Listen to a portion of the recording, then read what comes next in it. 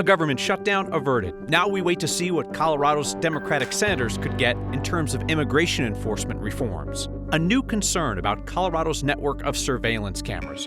Could they be used by red state law enforcement to track women seeking abortions here? Data privacy as a whole is a huge concern for abortion seekers and providers. State legislators move to protect vaccine access as anti-vaxxers write the federal rules. And Colorado's horrendous snow season may be too far gone to fix. Yeah, we're not going to make up the numbers that we've lost during the first part of the season. That's tonight on Next. Colorado's Democratic senators demanded the Trump administration change its approach to immigration enforcement or risk a government shutdown. And tonight, the president says they have a deal for now. The potential agreement still needs to be approved by the Senate. It separates out funding for ICE and Homeland Security from a broader spending package. The deal would fund government agencies through September, but only funds Homeland Security for 2 weeks. That gives Senate Democrats more time to negotiate restrictions on immigration enforcement. Democrats stood up after 2 people with ties to Colorado were shot and killed by agents in Minneapolis. They've suggested legislation prohibiting the use of DHS funding to detain children, requiring ICE agents to get a warrant signed by a judge before entering homes, and improving their training. Continuing to fund ICE while federal officers terrorize our cities and kill people is unconscionable.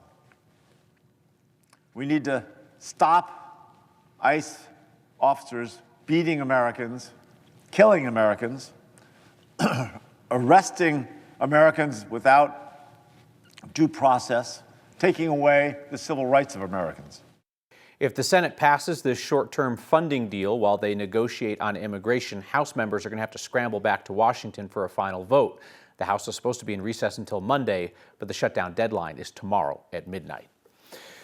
Much of the conversation, the concern about flock surveillance cameras across Colorado is that they'll be used to track immigrants. Now, abortion rights groups are raising worries that the cameras could be used to surveil abortion patients for prosecution out of state. Our Spencer Soysher looks at a bill at the state capitol to require officers to get a judicial warrant to look at those cameras. Breaches, the hacks, and the concerns immigration agents are getting access to the tracking data from these flock cameras. It's all pretty well documented. But worries about how flock tracking data is being used goes past immigration. Data privacy as a whole is a huge concern for abortion seekers and providers. Kira Hatton with the reproductive and abortion rights group Cobalt says the organization worries flock cameras are a tool for out-of-state law enforcement who want to track people coming into Colorado for an abortion where it's legal. We do have shield protections that we have passed here in Colorado to protect patients and providers, and we need to really double down on those. Audits on Flock's nationwide database show a Texas sheriff's deputy running a search for a woman listing the justification as had an abortion, search for female. It's why Cobalt is supporting Democratic State Senator Judy Amabile's Senate Bill 70, a bill sponsored by 15 Democrats and 1 Republican, requiring law enforcement get a valid judicial warrant to run a search and bans out-of-state searches. The bill puts these guardrails around the data and protects that data from being shared unless you have a legitimate law enforcement purpose. There's also concern of where flock cameras are being placed. It came up in a Denver City Council committee meeting this week. If we have cameras near some of those sensitive places, what are the steps we're taking to either remove those?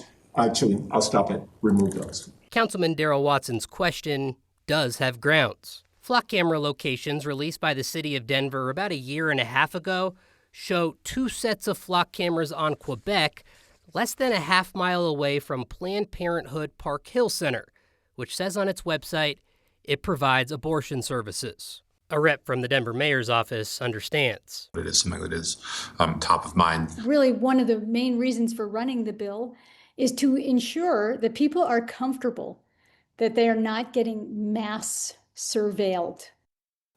This bill already has one notable opponent, the Colorado District Attorney's Council. They told me today it undermines law enforcement's ability to solve crimes and would slow down investigations. The bill, as it's written, though, would have exceptions for emergency situations, Kyle.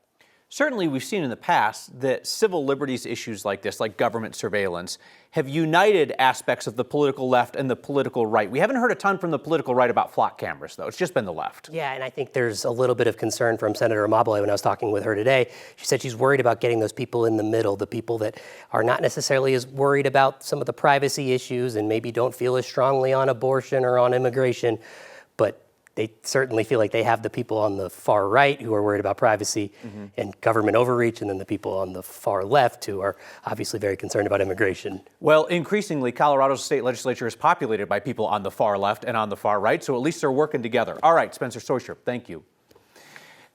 Denver's Archbishop is the latest Catholic leader to criticize the Trump administration's aggressive immigration crackdown. Though Archbishop Samuel Aquila, who's typically associated with conservative politics, framed it as more of like a both sides issue. In a public letter today, Aquila condemned, quote, violence, threats, and inflammatory language, whether directed at immigrants, law enforcement, or public officials. Aquila called out both Republicans and Democrats for, quote, treating immigrants as pawns and objects. Pope Leo has offered more direct criticism of the Trump administration's tactics. The Pope has said that everyone, regardless of their immigration status, deserves humane treatment. Today, the United States Conference of Catholic Bishops is calling for parishes to host holy hours for peace in response to the 2 deadly shootings by federal officers in Minnesota. Archbishop Aquila said he encourages local parishes to participate in that. So you know how people do dry January to start the year off healthy? Colorado's dry January and dry December and dry November, anything but healthy for this state. Our Mark Salinger looks at how the ski industry is coping. In a winter that feels more like any other season, It has been a very unusual winter. the search for snow led us here. You'll see snow at Ruby Hill, maybe not the rest of Denver, but there'll be snow at Ruby Hill. Ruby Hill Rail Yard usually opens at the beginning of January every year for urban skiing inside city limits. This year, Stephanie Figueroa with Denver Parks and Rec says it's finally gotten cold enough to make enough snow and open this weekend, a month late. We were in kind of a holding pattern until I think it was MLK weekend. Our teams looked at the forecast coming up and we saw that there were some cold days coming and they just mobilized. Places like Boston saw more snow this past week than Denver's seen all winter. Up in the mountains, Colorado's top ski areas have almost a third the amount of snow as some resorts in Vermont. It has not been the powder skiing season of dreams. Melanie Mills is the head of Colorado Ski Country USA, the industry group representing Colorado ski resorts. Our visits the first part of the season are down sizable double digits. When people don't come to ski, they don't fill up hotels, eat at restaurants, or spend money on gear. The numbers are down enough at this point that even if February and March are great or average, we're not going to make the numbers up. The terrain that's open up in the high country is skiing well with the help of man-made snow. But resorts like Brett, Beaver Creek, and Vail all have less than 65% of runs open at the end of January. I know, I haven't gone up to the mountains this year, and I think by this time I normally would have. It took some snowmaking and some cold nights, but Ruby Hill finally has some snow. Yeah, we're just super excited to see people come out and enjoy the park.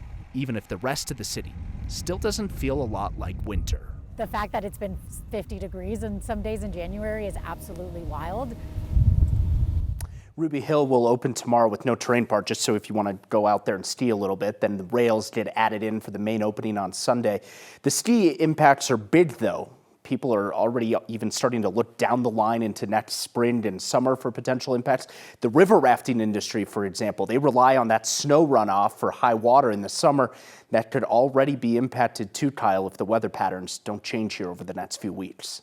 And Mark, you were telling me something about impact that just blew my mind, that the number of people coming to ski could be impacted by the fact that it snowed on television in the second half of the Broncos AFC Championship. So it is literally people's job to market the snow in Colorado, to say, hey, come ski in Colorado, there's a lot of snow. So when the AFC Championship game was on, and of course that second half blizzard rolled through, those people were actually really happy because they said, hey, now everybody in the country gets to see that it is indeed snowing in Colorado. Some free marketing for them as well. Meanwhile, dry ground in Summit County, but it snowed in Denver on a Sunday. Exactly. All right, Mark Salinger, thank you. It was a terrible crash today, even by I-70 standards in Clear Creek County. Snowplow hit a van carrying a hockey team from California. One person's dead, 8 others are hurt. Colorado State Patrol says a CDOT plow driver went through a median, hit a pickup, a car, then a van carrying a girls' hockey team from Santa Clara, California. That van then went down a hillside. The driver of the van, father of one of the girls, died at the scene. The plow driver and people in the other vehicles were not hurt. CSP says one child in the van was flown to the hospital in critical condition. 4 other kids, 3 adults, went to Denver Health. The hospital says all of those kids have since been released. State Patrol is investigating the cause of the crash. Democrats at the state capitol are back with another effort to RFK-proof Colorado's vaccine policy as America's health secretary reshapes federal rules to reflect his skepticism about vaccines. A bill introduced this week seeks to protect vaccine access in Colorado regardless of what the feds do. Among other changes, it would give pharmacists independent authority on prescriptions. It would protect insurance coverage for the HPV vaccine and expand the list of medical advisory boards the state can look to in setting vaccine policy. This comes after the Trump administration overhauled the CDC's Vaccine Advisory Board, replacing board members with vaccine skeptics. One of the recently fired members of that advisory board, Dr. Edwin Asturias, is a pediatric vaccine specialist at Children's Hospital Colorado. He testified in support of the bill today. He said it would stabilize vaccine access rather than leaving it vulnerable to politics. Vaccine recommendations are no longer stable, and as a result, vaccine rates are falling. We are already seeing the consequences. This year, flu season, the worst in 25 years, has taken the lives of 32 children nationwide, including 3 here in Colorado. Legislators also heard today from a current member of the CDC's Vaccine Advisory Board, an autism and environmental researcher with ties to anti-vaccine groups. She called Colorado's bill a political attempt to thwart the federal government's decision to move to fewer vaccines. Blue states are mindlessly obstructing Kennedy's efforts every step of the way with bills like SB 32, lobbying to maintain the status quo. They object to even the most common sense measures, like not giving COVID shots to children. The bill passed along party lines today in committee, Dems in favor, Republicans opposed. It now heads to the Senate floor for more debate. Colorado's Attorney General is trying to convince this Coloradan in the president's cabinet to shut down an old coal plant here. This beautiful, clean coal was the MVP of the huge cold snap we're in right now. Yeah, that dude loves coal. The coal plant is definitely staying open. And Aurora has a vision, affordable housing for all ages. That's next. The Trump administration is demanding that a broken and soon-to-be retired coal plant in Colorado stay open. Now the state's attorney general is asking the feds to just let the thing die. In December, a day before the plant in Moffett County was set to close, Energy Secretary Chris Wright issued an emergency order requiring Unit 1 to stay available until the end of March, said that keeping it open would boost affordability. In a petition filed with the Energy Department, Democratic AG Phil Weiser says there's no emergency requiring the plant to stay open, and it needs expensive repairs. The Energy Secretary's order is part of the Trump administration's plan to turn America back toward fossil fuels. At a cabinet meeting today, Wright, who's a Colorado oil and gas guy, claimed that coal saved lives during the winter storm on the East Coast. This beautiful, clean coal was the MVP of the huge cold snap we're in right now. I can say with some confidence, hundreds of American lives have been saved because of your leaning in and stopping the killing of coal and revitalizing coal. Colorado's 6 remaining coal-powered plants are all on track to be closed for cleaner power sources in the next 5 years. But wait and see, because as you heard there, the Trump administration is really jazzed about coal. 9 News meteorologist Chris Bianchi. You're not Chris Bianchi, you're Corey Reppenhagen. Sorry about that. As we heard earlier today, man, the folks in the high country are so bummed about the snowpack. They think that even if we get strong storms from here on out, they can't really salvage the season from a financial perspective. Yeah, I kind of agree with them on that. And we may not be able to salvage the season on snowpack either, just getting it up to average level. We're going to need to start getting our storms in the 3 to 4 foot range. And we don't see anything like that in the forecast over the next 14 days. This is the weather pattern over the weekend. Now, this is going to look very similar to you because it's been locked in very similar to this since November the 1st. Another big Arctic blast coming down here to the East Coast while we go under a ridge of high pressure out west, which means mild, dry, and breezy conditions because we stay right in the pressure gradient there. But we stay under that ridge, which means it's going to be a very pleasant, warm, sunny weekend here in Denver. Not good information for our snowpack, which set a brand new record low today, breaking the record set yesterday. We have never seen numbers like this before since we set this automated snowpack system up in 1987. Worst snowpack on date, and that continues. We will see some flurries and light snow over the weekend from now until Saturday. This is the snow forecast all the way through the end of the day on Sunday. A trace to 3 inches, a trace to 1 inch across the central and northern mountains, nothing down south. So your 7-day forecast here features a lot of warm, dry sunshine. We could even hit 60 degrees here on Sunday. We'll be basking in the sunshine again on Monday. The only thing that looks kind of like winter will be on Tuesday, where we could get a rain-snow mix. But those, I'm looking for some puffy clouds out of that. It'll probably look more like spring than winter, and it'll definitely look like spring coming up the end of next week with more 60s, Kyle. What once was horse pasture is being turned into affordable housing for families in Aurora. And hey, a reminder, you can catch Next streaming each night, 6 p.m. on 9 News Plus. And Next is a podcast, but you won't see Corey's magnificent beard.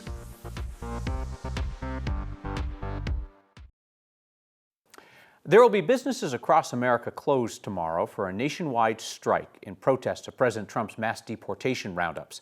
Denver Public Schools is considering closing some school buildings tomorrow because of short staffing. Anti-ICE activists are encouraging people to stay home from work and school and not do any spending tomorrow. DPS Superintendent Alex Marrero initially said schools would be open, that schools are the safest place for students. Now we're hearing some schools may close for the day or shift students school to school. Individual schools are supposed to notify parents. They've broken ground in Aurora on a new affordable housing community in the city's Expo Park neighborhood. The Stables is designed to be an intergenerational community where people won't have to age out. The development will go up at the site of the former Aurora horseboarding stables on Exposition. It will be built in 2 phases. Phase 1, 85 apartment units for families that make 30 to 80% of the area's median income. Phase 2 will be dozens of additional units of senior housing for people age 62 or older. City leaders say they're trying to come up with a long-term plan to address the housing shortage in Aurora. The mayor says they need to add about 7,000 units to keep up with population. Housing affordability is one of the greatest challenges facing cities across the country, and our community, the city of Aurora, is no exception. Affordable housing options are essential for families and seniors who want to remain in the city they call home. When you talk about 1 bedrooms, 2 bedrooms, 3 bedrooms, when you have access to school, you have access to transportation, you have access to shopping, this is an ideal place for affordable housing. You heard from Aurora Mayor Mike Kaufman there, and then Arapahoe County Commissioner Rhonda Fields. In 2022, voters approved setting aside $300 million each year to fund affordable housing projects around the state, and that provided $3 million for that particular project. You always get the final word around here, but not until Marilyn delivers it. Thank you. Your feedback is next. Feedback from Anthony. I respect your broadcast, but you've been in Denver long enough. I know you can do better at pronouncing the Archbishop's last name. It's Aquila. That's how the man pronounces his last name, Archbishop Aquila. I don't know what to tell you. Shirley says, this is my new favorite jacket. What's its history? It's new, Shirley. Thank you for asking. You make me feel special.